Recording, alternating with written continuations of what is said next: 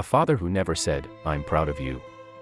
He stood there, holding the folded paper with trembling hands. The words were simple. Too simple to carry so much weight. "I was always proud of you." Those words came too late. They always do. The room was quiet. Not the peaceful kind of quiet, but the kind that screams when no one is listening. Daniel sat on the edge of the bed, staring at the wall where a small crack ran from the ceiling down to the corner. He had noticed that crack years ago, but today it felt different. Today, it felt like it mirrored something inside him, something broken. Something that had been there for far too long. His father was gone. And with him went every chance of hearing those words out loud. Daniel grew up in a house where silence was a language. His father, Mr. Harris, was not a cruel man. He never raised his hand. Never shouted without reason. He worked long hours, came home tired, ate dinner quietly, and went to bed early. But he never spoke the words that mattered. No, "Well done." No, "I'm proud of you." No, "You did good, son." Daniel's mother tried to fill the gaps. She hugged him often, praised his small achievements, smiled when he brought home good grades. But there was always that empty space. The space only a father's voice could fill. As a child, Daniel believed that love was something you earned. So he tried to earn it. When Daniel was 7, he won his first school competition, a small spelling contest. He came home running, his shoes dusty, his breath uneven, holding the certificate like it was made of gold. His father was sitting at the table, reading the newspaper. "Dad," Daniel said, excitement spilling from every word. "I won first place." His father lowered the paper slightly, glanced at the certificate, and nodded once. "That's good," he said. "Now wash your hands. Dinner is ready." That was it. Daniel stood there for a moment, waiting for something more. A smile. A pat on the head. Anything. But nothing came. That night, Daniel placed the certificate carefully under his pillow, hoping maybe pride worked silently. Hoping maybe his father would say something in the morning. He didn't. As years passed, Daniel learned a dangerous lesson. Silence means you are not enough. So he tried harder. He studied longer hours, stayed up late, sacrificed sleep, friends, fun, everything. His grades were perfect. Teachers praised him. Relatives compared their children to him. But at home, his father remained the same. Silent. Distant. Unmoved. When Daniel graduated high school at the top of his class, his father attended the ceremony. He clapped politely when Daniel's name was called. In the car on the way home, Daniel waited. Minutes passed. Then his father spoke. "You should start preparing for university entrance exams," he said. "Life only gets harder from here." Daniel turned to look out the window. That day, something inside him hardened. By the time Daniel reached university, he was no longer chasing approval. At least, that's what he told himself. But deep down, every achievement was still a silent question. Is this enough now? He chose engineering, not because he loved it, but because it sounded respectable. Because his father once said, "Engineers don't struggle." Daniel struggled anyway. With pressure. With expectations. With the quiet fear of failure. But he never complained. He had learned from his father that emotions were weaknesses best kept hidden. Years later, Daniel stood on a stage again, this time receiving an award for excellence at work. His colleagues cheered. His boss shook his hand. Someone asked, "How does it feel to make your family proud?" Daniel smiled. "I guess it feels good," he said. But inside, he felt nothing. Because pride that is never spoken feels unreal. His mother passed away quietly one winter morning. That was the first time Daniel saw his father cry. Not loudly. Not openly. Just a single tear slipping down his cheek as he stood by the hospital window. That moment confused Daniel. If his father could feel so deeply, why had he spent a lifetime hiding it? After the funeral, the house felt emptier than ever. The silence grew heavier, almost unbearable. Daniel tried, once, to talk. "Dad," he said one evening, "do you ever think about things you wish you had said?" His father stared at his tea for a long time. "Some things don't need to be said," he replied. Daniel nodded. And never asked again. Time moved on. Daniel moved out. Built a career. Built a life. But every phone call with his father was short. Practical. Emotionless. "How are you?" "I'm fine." "Take care." "You too." No warmth. No closeness. Just habit.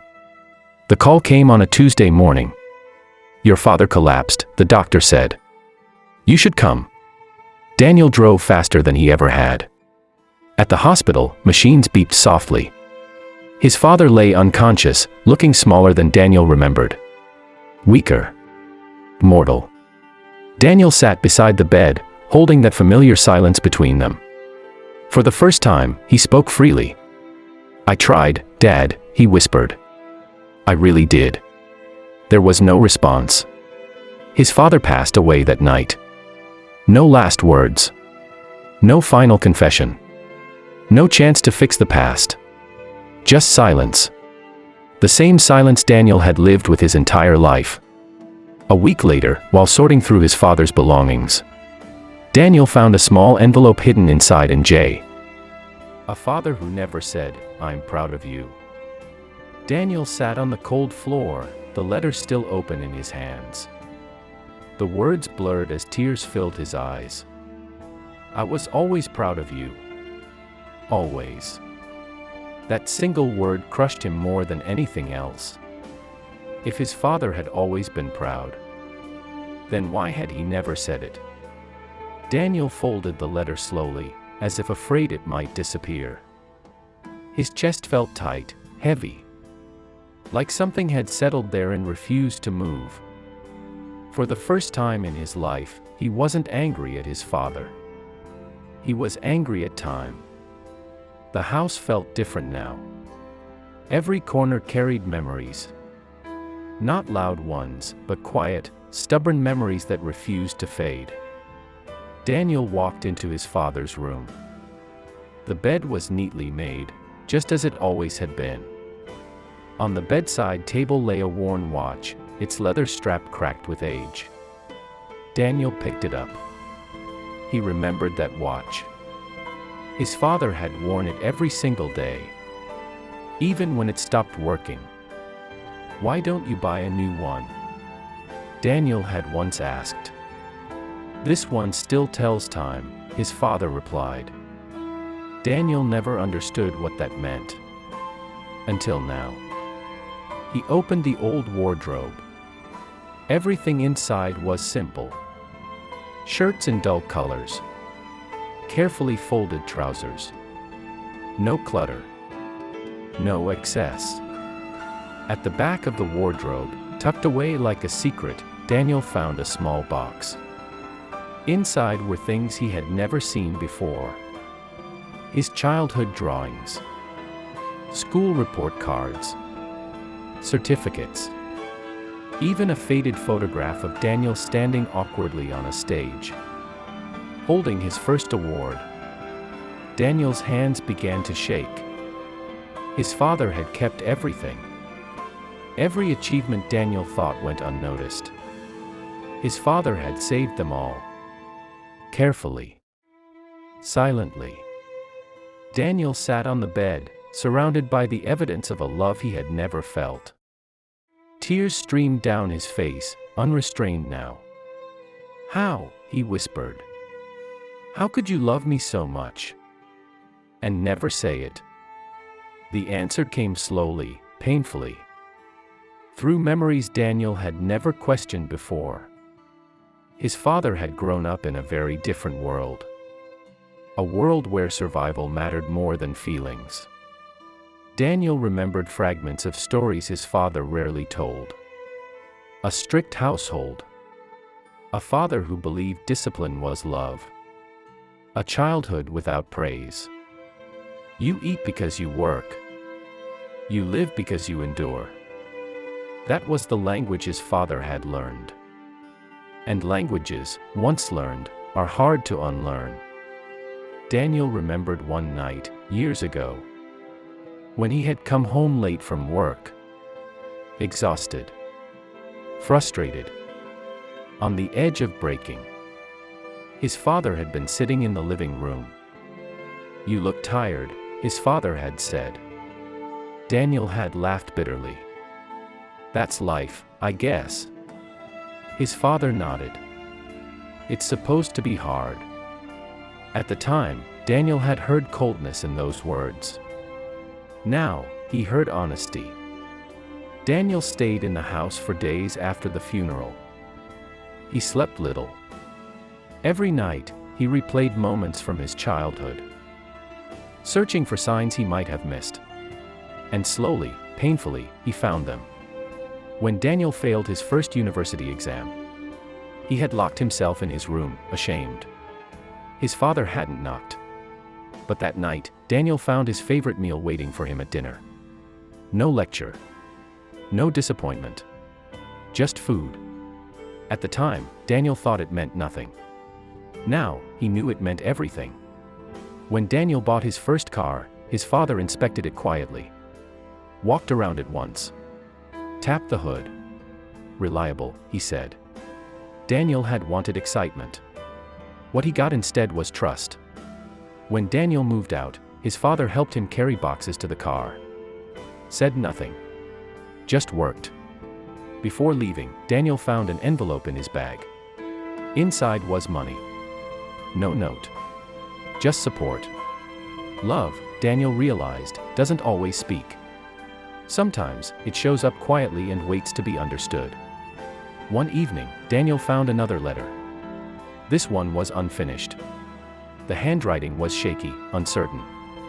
"Daniel, I don't know how to say these things out loud. I never learned. My father never said them to me either.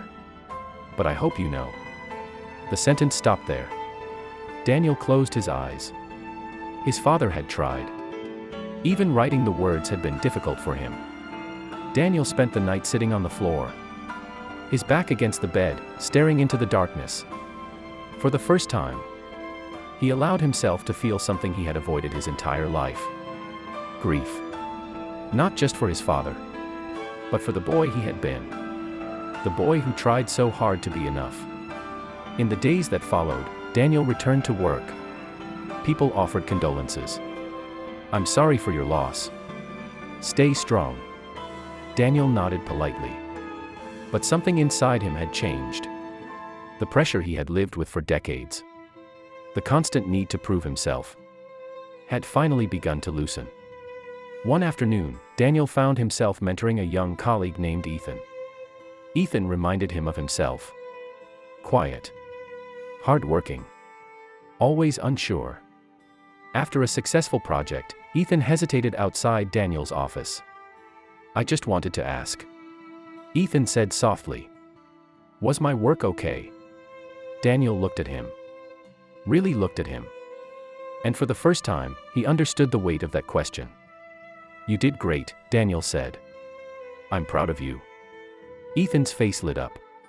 Something warm settled in Daniel's chest. Something healing. That night, Daniel stood in front of his mirror.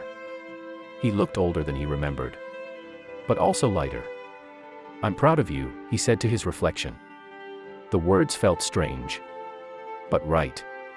Weeks later, Daniel visited his father's grave. He placed the folded letter gently on the stone. "I read it," he said quietly.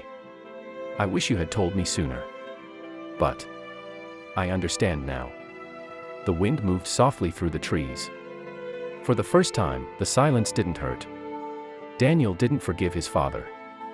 He didn't need to. He understood him. And sometimes, understanding is stronger than forgiveness. As he walked away, Daniel made himself a promise. If he ever had children, they would never have to wonder.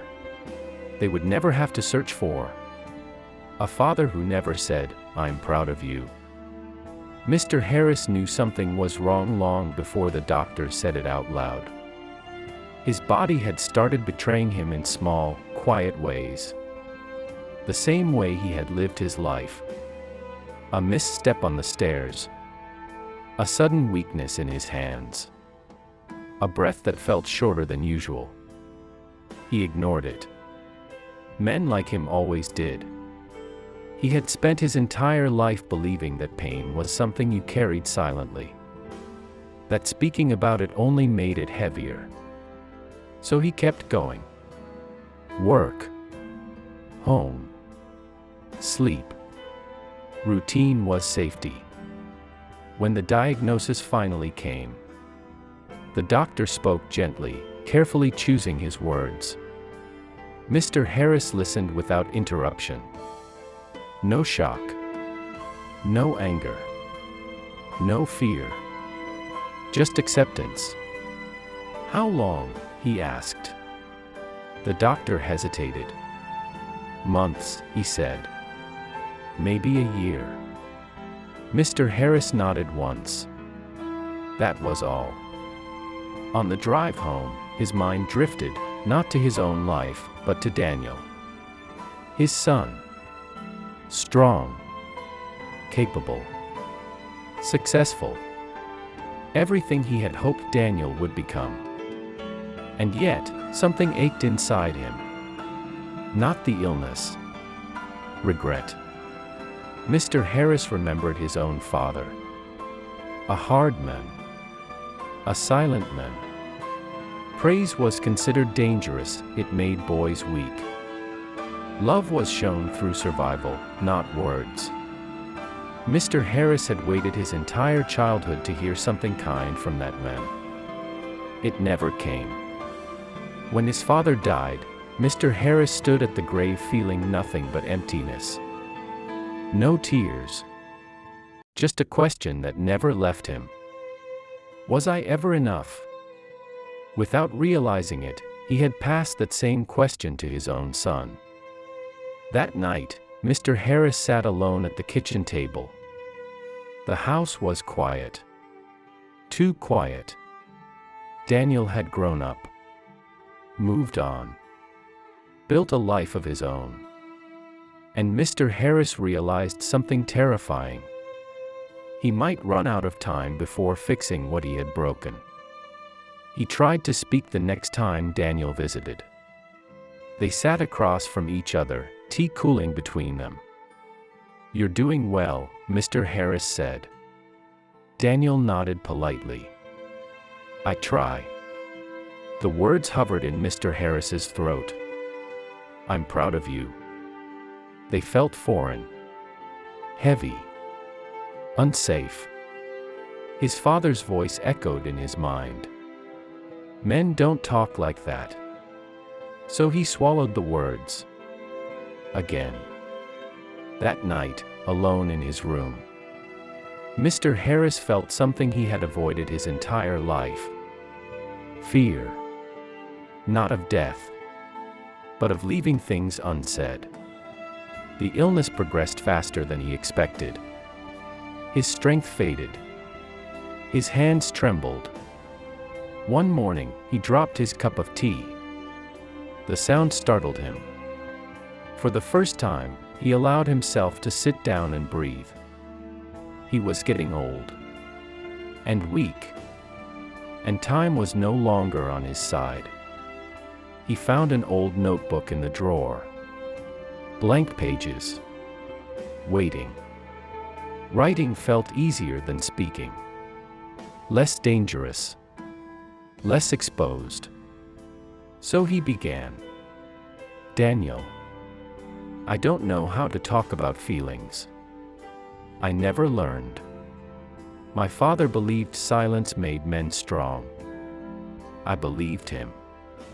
He stopped. His hands shook.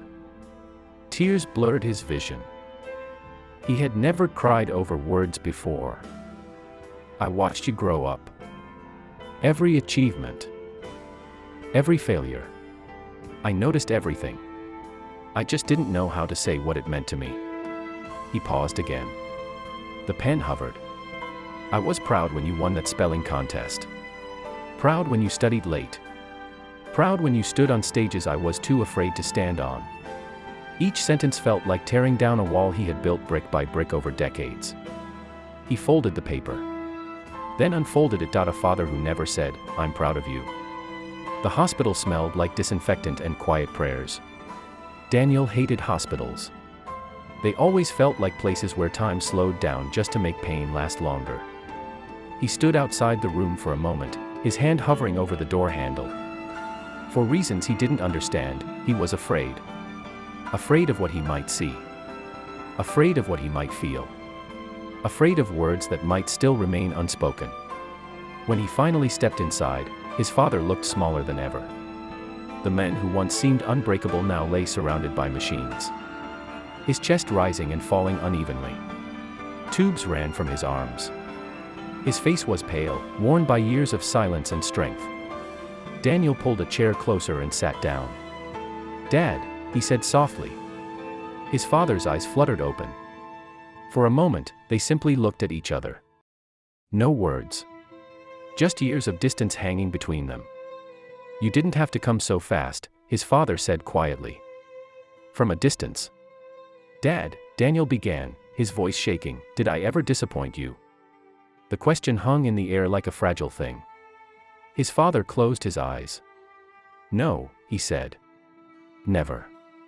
That was the closest they had ever come to honesty. And yet, the most important words still remained unspoken. Later that night, his father's breathing grew labored. Daniel held his hand for the first time since he was a child. The hand felt cold. Fragile. "I'm here," Daniel whispered. "You don't have to be strong anymore." His father's grip tightened slightly. A tear slid down the side of his face. But still, no words. In the early hours of the morning, the machines began to beep differently. Faster. Urgent. Nurses rushed in. Daniel stepped back, his heart pounding. For a moment, everything was noise. Then suddenly, silence. The doctor looked at Daniel and slowly shook his head. "I'm sorry." Those two words landed heavier than anything Daniel had ever heard. Daniel stood frozen as they covered his father's face. This was it. No last conversation. No final confession. No, "I'm proud of you." Just the familiar ending. Silence. At the funeral, people spoke kindly. He was a good man. He worked hard. He loved his family. Daniel listened, numb. They spoke of a man he knew, but never fully understood. That night, alone in the house, Daniel felt the weight of unfinished sentences. Words that had waited too long. Words that would now never be spoken. And yet, somewhere in the quiet of that empty room, Daniel felt something shift. A realization forming slowly, painfully. Love doesn't always sound like love. Sometimes it looks like sacrifice. Sometimes it hides behind fear. Sometimes it waits. Until it's almost too late. A father who never said, "I'm proud of you." The house felt heavier after the funeral. Not because it was full of people, but because it was empty again. Daniel closed the door behind him and leaned against it. His forehead resting on the cold wood. For the first time since his father's death, there was no one to be strong for. So he didn't try. He slid down slowly until he was sitting on the floor. His arms wrapped around his knees. And then it happened. The control he had practiced for decades finally slipped. Daniel cried the way he never allowed himself to cry. The kind of crying that comes from years of swallowed words and unanswered questions. He cried for his father. He cried for his mother. He cried for the boy who waited with certificates in his hands. And most of all, he cried for the words that arrived too late. Days passed, but time felt meaningless. Morning blended into night.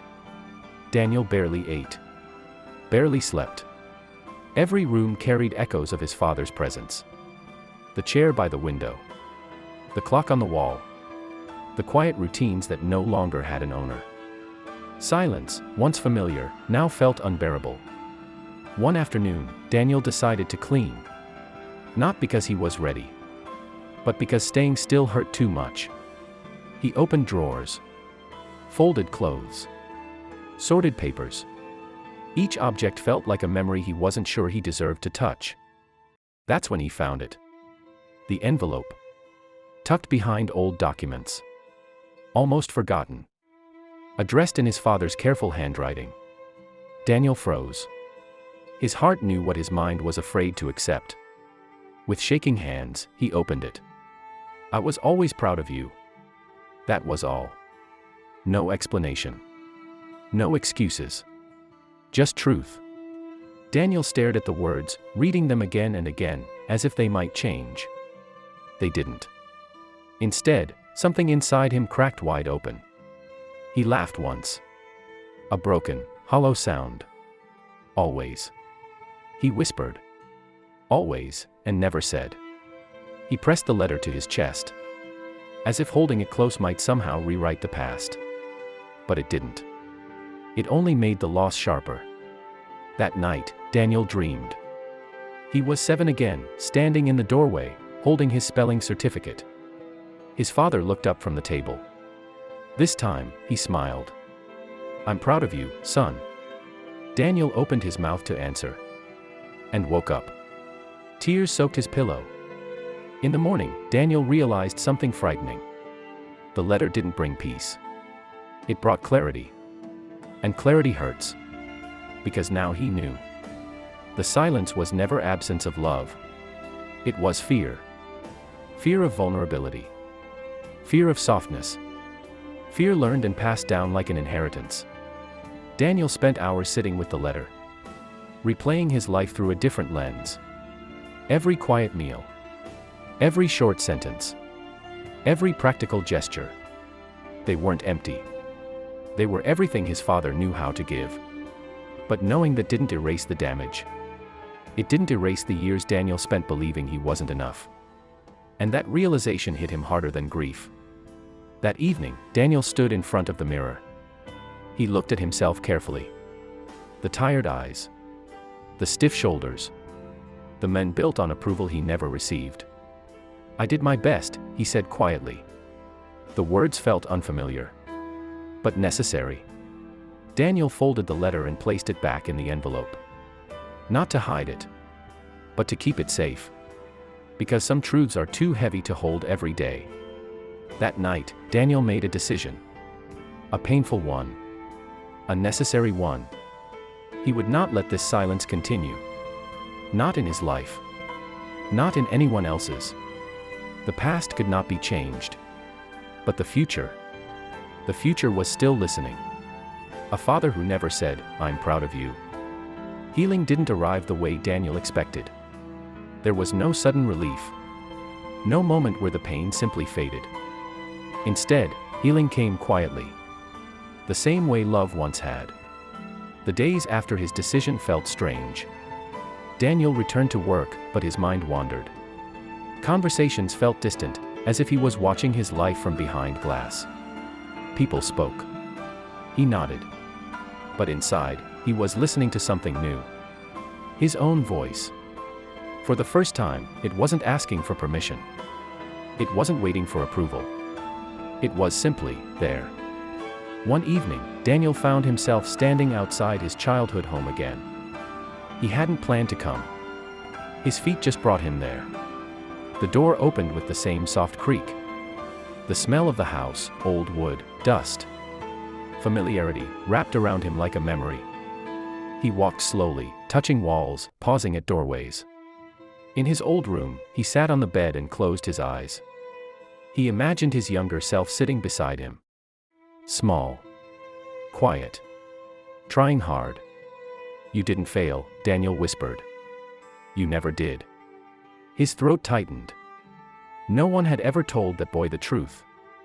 So Daniel did. Healing, he realized, wasn't about forgiving his father. It was about releasing himself.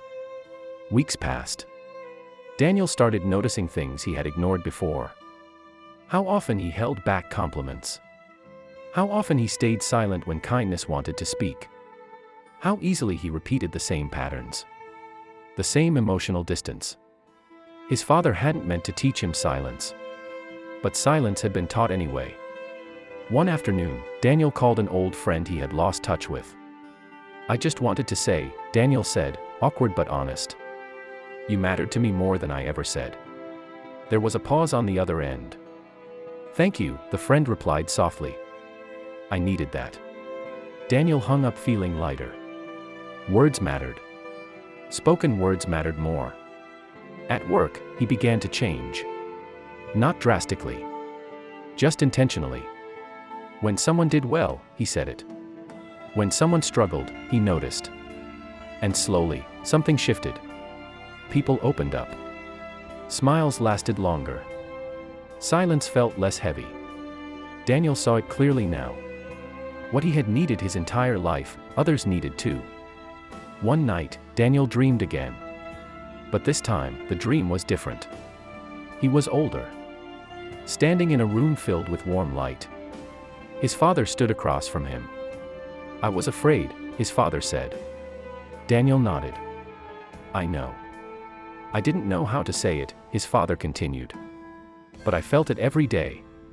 Daniel stepped forward. "So did I," he replied. The dream faded gently. When Daniel woke up, he wasn't crying. He was breathing. Healing wasn't erasing the past. It was learning to live with it without bleeding. Months later, Daniel attended a small gathering. Children laughed nearby. Parents watched. A little boy ran toward his father, holding a drawing. "Look," the boy said. "I made this." The father knelt, smiled wide, and said without hesitation, "I'm proud of you." Daniel felt something warm rise in his chest. Not pain. Hope. He understood something deeply then. Breaking cycles doesn't require perfection. It requires courage. The courage to say what was never said. That night, Daniel wrote a letter. Not to his father. To himself. "You were enough before you proved anything. You were worthy before you achieved anything. You were loved, even when you didn't hear it." He folded the letter and placed it beside his father's. Two truths. One past. One present. Daniel stood by the window, looking out into the quiet street. Silence still existed. But it no longer felt empty. It felt peaceful. A father who never said, "I'm proud of you." Daniel stood at the edge of the small park, watching the evening settle in. The sky was painted with soft colors. The kind that only appear when the day is ready to let go. He used to rush through moments like this. Always moving. Always proving. Always chasing something he could never name. But today, he stood still. And that felt like progress. He thought about his father. Not the distant man of his childhood. But the human being he had finally come to understand. A man who loved deeply. A man who was afraid to show it. A man shaped by silence long before Daniel was born. For the first time, Daniel didn't feel anger. He felt compassion. Daniel visited the grave one last time before leaving the city. He didn't bring flowers. He didn't bring words. He brought honesty. "I used to think you never saw me," Daniel said quietly. "But you did. You just didn't know how to say it." The wind moved gently through the trees. No answer. But none was needed. As Daniel turned to leave, he remembered something his father once said. "Some things don't need to be said." Daniel smiled softly. "Some things do." Years later, Daniel became a father. The first time he held his child, something inside him shifted forever. So small. So fragile. So unaware of the world's expectations. Daniel looked down and felt tears gather in his eyes. Not from fear. But from clarity. Every night, before sleep, Daniel spoke the words he once waited his whole life to hear. "I'm proud of you. I love you. You are enough." He said them even when the child cried.